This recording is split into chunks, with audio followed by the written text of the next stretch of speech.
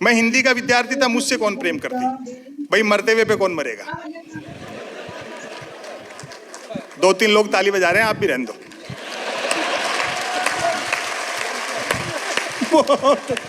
बहुत अच्छे।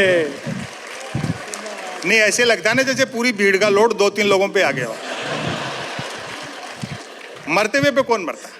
लेकिन मेरे साथ 2 चीजें ठीक थे। तो साहित्य का विद्यार्थी था तो भाषा अच्छी थी, दूसरा मैंने ट्रकों से शेरो शायरी उतार रखी। ट्रकों से। तो प्रेम करने वाले मुझसे प्रेम पत्र लिखवाते थे, और मैं जिसके प्रेम पत्र लिख देता था उसके 2 नतीजे जरूर निकलते थे। या तो उसकी शादी हो जाती थी या फिर वो पिटता था। हालांकि बात एक ही है। अच्छा है, वाह, बहुत अच्छा है।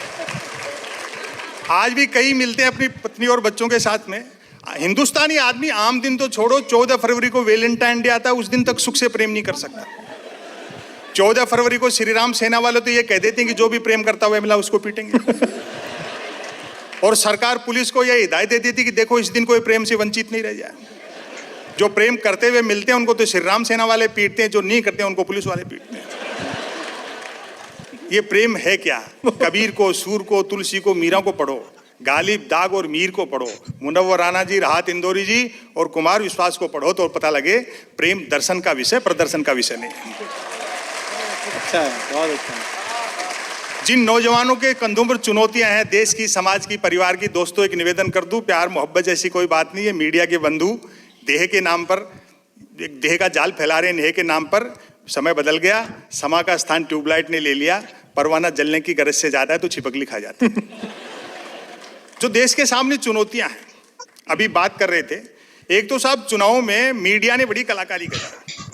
ये जो मीडिया है, चाहे प्रिंट हो चाहे इलेक्ट्रॉनिक हो, दिखता दिए के साथ है लेकिन है हवा के साथ। वाह वाह वाह वाह, क्या बढ़िया बात है, वाह। चैनलों पर आधे समय तो नेता आते रहते हैं, आधे समय सांप, बिच्छू, भूत प्रेत, और हम लोग भी बड़े मन से देखते हैं कि चलो नेताओं से तो ठीक ही है। विजन के नाम पे टेलीविजन रह गया, और न्यूज चैनल आप देखो उन पर जो बहस आती है, लगता है जैसे अवध के नवाब मुर्गे लड़ा रहे हो।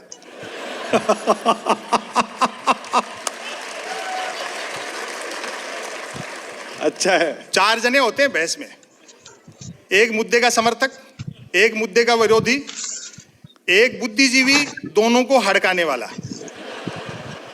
और तीसरा एंकर, तीनों को भड़काने वाला। और व्यंग पर तालियों से बता ना मुझे, तीनों को भड़काने वाला एंकर। बहस होनी होती है गरीबी की रेखा पर और करते रहते हैं रेखा की गरीबी पर। अच्छा है, बहुत अच्छा है, बहुत बढ़िया। ये टीवी चैनल वाले तो गरीबी के दृश्य भी तब तक नहीं दिखाते हैं जब तक कोई स्पॉन्सर नहीं मिल जाता। आए है। पिछले 12-15 साल में इस इलेक्ट्रॉनिक मीडिया ने जो सबसे बड़ा अपराध किया हुआ है, देश में जूते बनाने वाले भूखे मर रहे हैं और जूते खाने वाले सेलिब्रिटी हो गए। थोड़ी बहुत उम्मीद अखबारों से जरूर है, लेकिन अखबार भी अब टेलीविजन से अपना कंपटीशन मानने लगे हैं। शब्द कम होते जा रहे हैं, चित्र बढ़ते जा रहे हैं। अखबार 3 चीजों के लिए पढ़े जा रहे हैं देश में: बिजली कटौती, उठावना और राशिफल।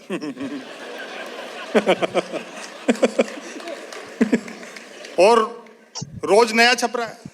एक दिन तो अखबार के दफ्तर से 2 लोग आगे बोले, संपत सरल जी नया अखबार लॉन्च कर रहे हैं, आप भी ग्राहक बन जाओ। क्योंकि अखबारों का कोई पाठक तो बनता नहीं, ग्राहक ही बनता है। वाह वाह वाह, बहुत अच्छे। 1 रुपए में 16 पेज। और मेरा जवाब सुनना और आनंद लेना, आप भी ग्राहक बन जाओ। 1 रुपए में 16 पेज। मैंने कहा भैया रुपए तो चाहे एक की जगह 2 ले जाए, लेकिन 16 पेज खाली दे जाए कर। अच्छा है।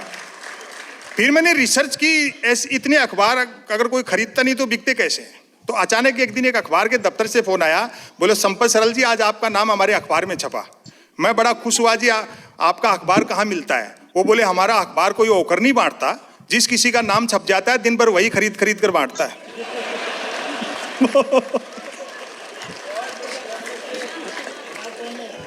कहते हैं कि देश ने बड़ी तरक्की की, हम भी मानते हैं, लेकिन एक्सप्रेस हाईवे से 10 किलोमीटर नीचे उतरो, हिंदुस्तान आज भी वही है। 15 रुपए में पानी की बोतल मिलती है तो तरक्की नहीं है। प्रजातंत्र के गाल पर तमाचा है कि सरकार 66 साल में देश की जनता को शुद्ध पानी नहीं पिला पाई। बहुत अच्छे, क्या बात है संपत जी, वाह। मुगालते में है ये लोकतंत्र के चार स्तंभ और मीडिया।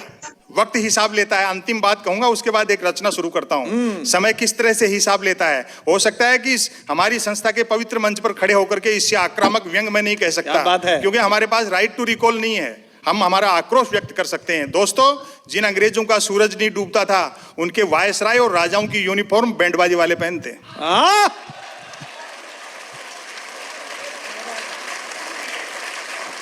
समय इस तरह से हिसाब ले रहा है। मैं एक रचना आप लोगों को सुना देता हूं, देखिए साहब। अभी तो मोदी जी कई देशों की यात्राएं करके आ रहे हैं, सबको आमंत्रित कर रहे हैं कि साहब हमारे यहाँ आ जाओ। लोग आने को भी तैयार है, लेकिन गांधी की लाठी का डर लगता है। तो फिर मोदी जी ने तरकीब निकाली, बोले भैया कल गांधी जयंती आ रही है, गांधी की लाठी को झाड़ू से बांध दो।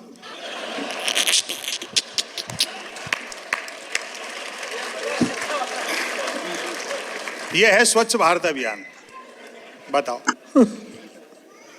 विदेशी जितने पूंजी निवेशक हैं वो सब जानते हैं कि शरद जोशी ने भी एक अच्छी पंक्ति कही है, हम भारतीयों को वह व्यक्ति उधार दे जिसका पुनर्जन्म में विश्वास हो।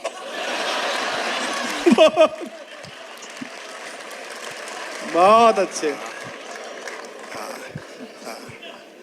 मैं बधाई देना चाहता हूं बैंक ऑफ बड़ौदा के अधिकारी आदरणीय अस्थाना जी को कि आपने एक अनुत्पादक काम के लिए प्रायोजक किया।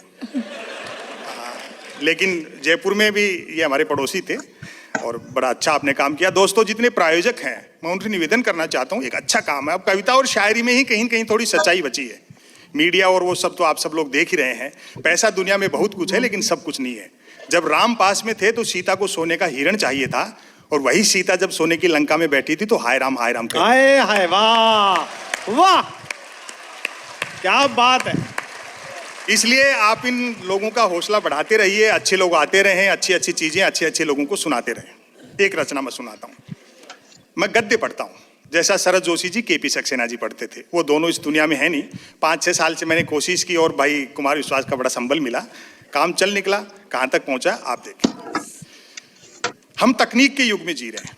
गांधी जी कहते थे टेक्नोलॉजी साधन है, साध्य नहीं है। तकनीक का सबसे बड़ा नुकसान क्या है, वो तेजी से जमाना बदल रहा है।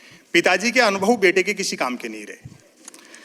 तकनीक का सबसे बड़ा लाभ यह हुआ कि आदमी की समझ बढ़ी, लेकिन सहनशीलता कम हो गई।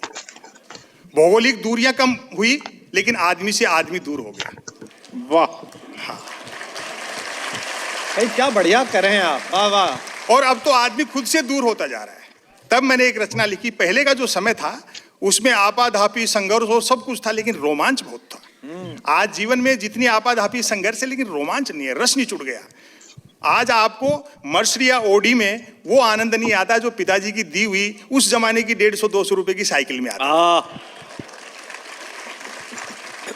तब मैं कहना चाहता हूं, पहली पंक्ति से आप पकड़ लेंगे, आपको अच्छा लगेगा। वे भी क्या दिन थे, आदरणीय मुनव्वर राना साहब को समर्पित है। सुने साहब, वे भी क्या दिन थे। पहली पंक्ति से आप पकड़े, अच्छा लगेगा।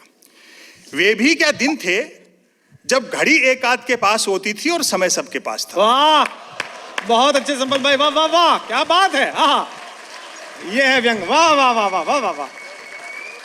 और अगली पंक्ति पर तो पूरा सभागार मुझे आशीर्वाद देगा। दुबई में बहुत आया, आपके यहाँ पहली बार आना हुआ। वे भी क्या दिन थे, मैंने एक पंक्ति में अगर टेक्नोलॉजी को आईना दिखाया हो तो मेरा समर्थन करना। वे भी क्या दिन थे जब घड़ी एक आध के पास होती थी और समय सबके पास था। आज की तरह नहीं था कि फेसबुक पर 5000 दोस्त हैं और परिवार में बोलचाल बंद है। वाह वाह संपत जी, वाह।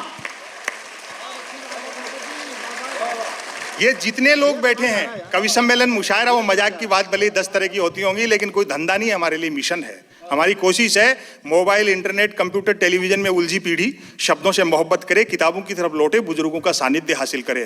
दोस्तों, एक निवेदन कर दूं, दुनिया की कितनी भी एडवांस टेक्नोलॉजी हो, उजाला बनाया जा सकता है, धूप नहीं बनाई जा सकती। वाह।